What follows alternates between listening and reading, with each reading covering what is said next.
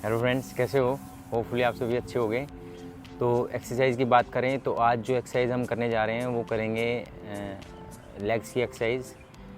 Total 8 exercise हम करेंगे, जिसमें 3 एक्सरसाइज जो है वो क्वेड्स की होंगी, 3 हैमस्ट्रिंग की और 2 एक्सरसाइज जो है वो काफ की होंगी। अब अगेन हमने इन एक्सरसाइज में जो है डंबल यूज़ किए हैं और सिंपल और इफेक्टिव एक्सरसाइज हैं। आप इजीली अपने घर पे 2 डंबल्स की हेल्प से ये एक्सरसाइज कर सकते हो। तो गाइज़, अभी 2-3 दिन पहले हम घर पे बैठ के ऐसी बातें कर रहे थे। मैं अपनी मदर के साथ बैठा था तो ऐसे ज़िक्र हो गया कि हमारे एक पड़ोस में ही रहते हैं, हमारे नोन हैं, उनकी वाइफ को एक बड़ी दिक्कत हो रखी है, वो है एसिडिटी की। देखिए, ज़्यादातर लोगों को आज के दिन ये दिक्कत है, जिसमें कि हम अपना इलाज खुद ही करने की कोशिश करते हैं। एंटासिड ले लेते हैं, इनो ले लेते हैं, या इस तरीके की कोई भी मेडिसिन जो एंटासिड होती है वो हम ले लेते हैं। लेकिन जब हम इसकी रूट कॉज को जब तक ख़त्म नहीं करते तब तक ये बीमारी बार बार आती रहती है। और 30% जो लोग हैं, 30 to 40% जो लोग हैं इंडिया में इस बीमारी से जूझ रहे हैं। साथ में अगर वेस्टर्न कंट्रीज़ की बात करें तो वहाँ पे ये नंबर और भी ज़्यादा हो जाता है। अब इसका जो मेन रीज़न है वो आपको मैं बताऊँ तो फूड ही है ऑब्वियसली, क्योंकि पेट से रिलेटेड बीमारी है। हमारे जितने भी बड़े हैं, फिर से वही बात आ गई है, वो ज़्यादातर यही कह के गए हैं कि जितनी बीमारियां हैं वो हमारे पेट से ही स्टार्ट होती हैं। तो अगेन ये जो बीमारी है ये भी हमारे पेट से ही स्टार्ट होती है। और अगर इसको हम कोई नाम दें, या इसको एक नाम दिया गया है, वो मैं आपको बताता हूँ। उसको बोलते हैं GERD। GERD मतलब गैस्ट्रो ईसोफेगल रिफ्लक्स डिजीज़। अब होता क्या है, ये थोड़ा सा मैं आपको बताऊँ, हमारे डाइजेस्टिव सिस्टम से रिलेटेड ये बीमारी है। और इसमें क्या होता है कि जब हम खाना खाते हैं तो खाना जब खाते हैं तो मुंह से जब खाना नीचे उतरता है, फूड पाइप होती है, उसको ईसोफेगस बोलते हैं। उसमें जब खाना नीचे जाता है स्टमक में, तो वहाँ पर एक वाल्व होता है। वो वाल्व का एक टाइमिंग है, एक तरीका है खुलने का। और जब खाना ऊपर से नीचे आ रहा है तो वाल्व खुलता है, और जब अंदर चला जाता है तो वो वाल्व जो है बंद हो जाता है। उस वाल्व को ईसोफेगल स्फिंक्टर बोलते हैं। अब होता क्या है कि जब हमें ये दिक्कत होती है GERD की, इसमें क्या होता है कि वाल्व जो है ना टाइम से खुलता है ना बंद होता है, और कई बार खाना खाने के बाद भी वो खुला रहता है। और हमारे पेट में होता है क्या, एसिड।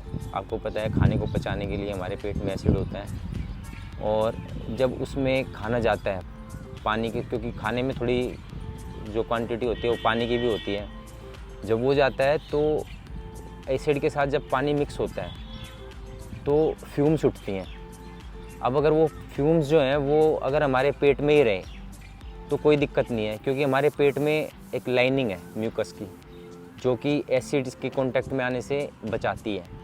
लेकिन जब वो वॉल खुला रह जाता है तो वो फ्यूम जो हैं रिफ्लक्स मारती हैं, यानी उससे जो हमारी ईसोफेगस है, हमारी जो खाने की नली है, उसमें वापस आती हैं वो फ्यूम्स, एसिड वाली जो फ्यूम्स हैं, और उसकी वजह से हमें जो है फिर एसिडिटी होती है।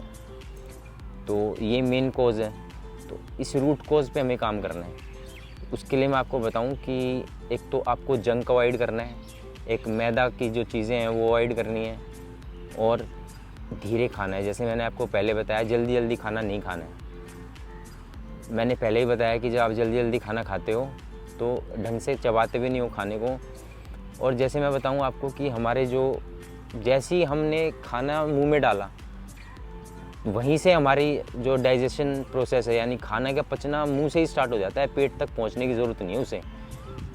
वो क्या है कि हमारे जो सलाइवरी ग्लैंड्स हैं, यहाँ पर हमारे सलाइवरी ग्लैंड्स होते हैं, पैरोटिड है, सबलिंगुअल है, सबमेंडुलर है, ये हमारे सलाइवरी ग्लैंड्स हैं। इनमें एंजाइम्स होते हैं। अब एंजाइम्स की बात करूं मैं तो एंजाइम्स वो होते हैं जो रिएक्शंस को तेज़ कर देते हैं, यानी खाना पचाने की जो स्पीड है उसको बढ़ा देते हैं, वो हमारे एंजाइम्स हैं। अब जो हमारे फैट्स हैं और जो हमारे कार्बोहाइड्रेट्स हैं, वो हमारे मुंह में जब हमारा सलाइवा मिक्स होता है उसमें सलाइवरी ग्लैंड से, तो वहीं पे जो है हमारी डाइजेस्टिव जो प्रोसेस है उसको फास्ट कर देते हैं। तो जब हम जल्दी जल्दी खाते हैं तो सलाइवा जो है वो मिक्स नहीं हो पाता खाने में, और जल्दी से पेट में चला जाता है, जिसकी वजह से होता है क्या है कि डाइजेशन जो है वहीं से मुंह से ही स्टार्ट होता है, और वहीं पे स्लो कर देते हो आप उसको। तो इसीलिए कहते हैं कि धीरे धीरे खाना है, बिल्कुल खाने को पूरा चबा के खाना है। उससे होगा क्या कि वो मिक्स होगा सलाइवा और डाइजेशन जो है अच्छे से होगा आपके पेट में खाने का।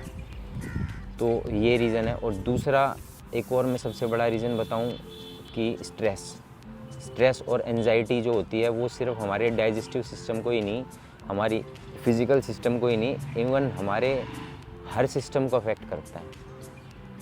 स्ट्रेस में हम जो है हमारी थॉट प्रोसेस है वो बहुत फास्ट हो जाती है, हमें नींद ना आने की भी दिक्कतें होती हैं। तो इस तरीके की जो दिक्कतें हैं वो स्ट्रेस, एंजाइटी और जल्दबाजी, जल्दी में काम करना, हर काम बड़ी तेज़ी से करने की कोशिश करना, तो इन दिक्कतों की वजह से जो है हमें ये GERD की प्रॉब्लम होती है। तो खाना और साथ में जो पानी हम पीते हैं, खाने के साथ या बाद में हमें पानी नहीं पीना है, क्योंकि जो एंजाइम्स हैं वो डाइल्यूट हो जाते हैं और उनकी वजह से खाना पचने में देरी होती है, देर से पचता है खाना। तो जब भी हम खाना खाएं या पानी पिएं, धीरे स्लोली चबा के खाना खाना है, और जब पानी पीना है तो सिप करके, घूट करके आराम से बैठ के पानी पीना है। अब हम करते क्या है, खड़े हुए एकदम से गट करके पानी पी जाते हैं। वही दिक्कत है, फिर जो हमारा वाल्व है उसकी फंक्शनिंग को वो जो है ख़राब कर देता है। इस तरीके की जो हमारी आदतें हैं, तो इन पे हमें ध्यान देना है। साथ में दूसरी सबसे बड़ी दिक्कत क्या होती है हमारे साथ, जब हम खाने को खा के और जब हमारा खाना हमारी इंटेस्टाइन में, जो हमारी आंत हैं, उनमें जब पहुंचता है, अब हमारी आंत जो है वो इस तरीके से डिज़ाइंड है, ऐसे पेट में, ठीक है, ऐसे हैं। अगर हम हमारी आंत की बात करें, हमारी इंटेस्टाइन की बात करें, तो ऑलमोस्ट 25 फीट की हमारी आंत होती है, इंटेस्टाइन होती है। यानी अगर हमारी हाइट जो है अगर वो 6 फीट है तो हमारी जो, या 5.5 फीट है, तो हमारी जो इंटेस्टाइन की लेंथ है वो उससे ऑलमोस्ट 4 टाइम्स ज़्यादा होती है आपकी हाइट से। तो इस तरीके से आप अपनी इंटेस्टाइन की लेंथ का भी पता कर सकते हैं। और दूसरी बात, जब खाना हमारे इंटेस्टाइन में पहुंचता है तो वहाँ पे भी डाइजेस्टिव एंजाइम्स होते हैं। आंत के भी 3 पार्ट हैं। पहला पार्ट ड्यूडेनम होता है, दूसरा जेजुनम होता है और तीसरा इलियम। इलियम में क्या होता है कि वहाँ पर जो है खाना एब्जॉर्ब होता है, जो भी खाना हमें पच चुका है वो सारा खाना जो है इलियम में, जो हमारी छोटी आंत का लास्ट पार्ट है, वहाँ पे एब्जॉर्ब होता है। और वहाँ पे जैसे हमारी गाड़ी में सेंसर्स होते हैं ना, जैसे बैक सेंसर होते हैं, जब हम गाड़ी को बैक करते हैं तो जब दीवार के पास पहुँच जाते हैं तो सेंसर्स जो हैं आवाज़ करते हैं कि रोक लीजिए। ऐसे ही हमारी जो छोटी आंत है उसका जो पार्ट है, जहाँ पर जो मैंने बताया आपको इलियम, उसमें भी सेंसर्स हैं। वो सेंसर्स सेंस करते हैं कि कितना खाना हमें चाहिए पूरे दिन में, या हमारी डिमांड क्या है खाने की। वो सेंसर्स जो हैं ट्रांसमिट करते हैं इन्फॉर्मेशन को हमारे ब्रेन को कि आज हमें इतना खाना चाहिए, अकॉर्डिंगली हमारी बॉडी के फंक्शन के हिसाब से। तो इस तरीके का हमारा बहुत ही ज़बरदस्त, जिसको कहते हैं डाइजेस्टिव सिस्टम है, बहुत ही ज़बरदस्त मशीन बनाई है भगवान ने। पर क्या है कि हम ध्यान रखते नहीं हैं, इसकी वजह से ही हमें ये सारी दिक्कतें होती हैं। तो वो जो सेंसर्स हैं, अब होता है क्या है, जैसे गाड़ी के पीछे सेंसर्स मैंने आपको बताया, अगर उन पे मिट्टी लग जाएगी या वो जब ख़राब हो जाते हैं तो वो दीवार को सेंस करना बंद कर देते हैं।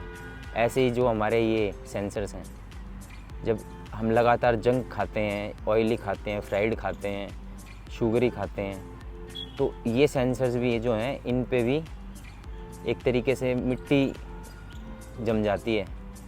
यानी कि वो जो खाना है, जो गंदा खाना है, वो इन पे जम जाता है और ये जो है सही तरीके से काम करते नहीं है फिर।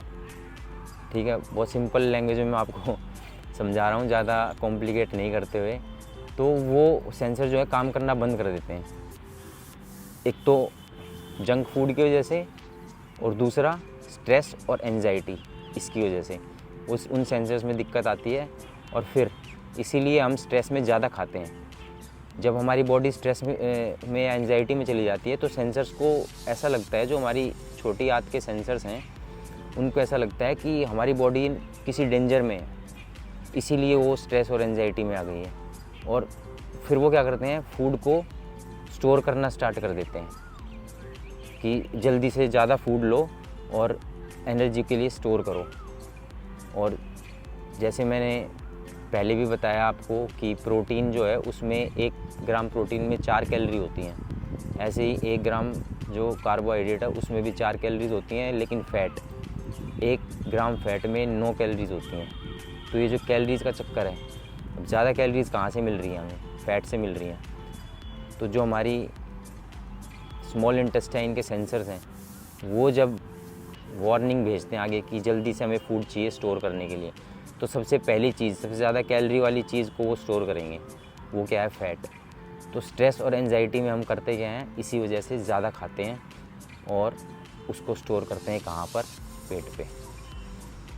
ज़्यादातर जो हमारा फ़ैट है वो कहाँ पर स्टोर होता है? पेट के ऊपर जो है वो स्टोर होता है, पेट पे, या हमारी जो थाइज़ एरिया है या हिप्स का एरिया है, इन पे सबसे पहले फ़ैट स्टोर होता है। तो इस तरीके से जो हमारा डाइजेस्टिव सिस्टम है या जो हमारा मेटाबॉलिज़्म है या फ़ैट को एक्यूमुलेट या जमा करने की जो हमारी प्रोसेस है वो काम करती है, और उसमें स्ट्रेस और एंजाइटी जो है वो एक बहुत बड़ा फैक्टर है। ठीक है, तो इस चीज़ का आपको ध्यान रखना है और आपको बिल्कुल स्ट्रेस फ्री रहने की कोशिश करनी है। ये चीज़ें 1-2 दिन में होती नहीं है, लेकिन आप अपने आप को इस चीज़ के लिए ट्रेंड कीजिए।